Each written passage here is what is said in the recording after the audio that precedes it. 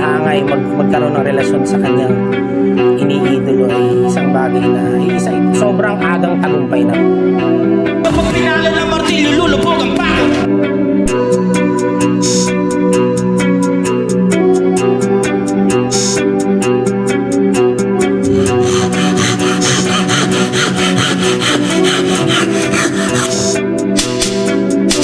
Ba't natagalan? Anong dahilan? Kung bakit ikaw ay napag-iwanan? Ko ba'y naglibang o nagsayang ng mga taon na di mabalikan? Taong 2009 nung unang beses kitang mapakinggan. Ginising mo ang tulog kong laman, martilyo mo'y kumatok sa pintuan. Mula noon ay aking dinikit ang mga salitang pilit kong kinabit. Ang bawat kalabit ay gumugulanit na parang mantikang lumalagatik. Sa batang walang muwang at alam na tila wala ng patutunguhan. Muling nagsulat, muling hinarap, bagong kalsadang hindi ko tiyak. Di ko man alam ang mangyayari, mahalagay bagong hasa ang lagari. Di ko man alam ang mangyayari, mahalagay bagong hasa ang lagari. Di ko man alam,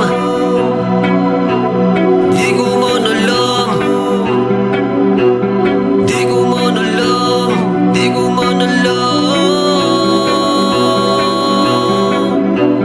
Wala mang katiyakan na hindi ko malaman. Ako'y di na rin umasa, malimos sa kaibigan ko. Maraming bibitawan ay maraming tatamaan. Mas mabuti magpatuloy, mas mainam sinubukan. At sa bawat pagdapa ako'y patuloy na bumangon. Mga sugat ko'y naghilom, ang ginamit ko ay laso. At ako'y naging manidla sa mahabang panahon. Ng mga luha ko'y bihira ng tumulos sa ngayon.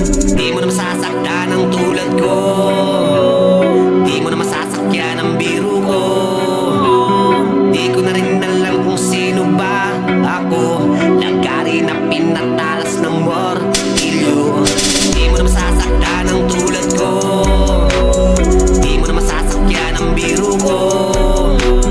Di ko na rin alam kung sino ba ako, lagari na pinatalas ng martilyo.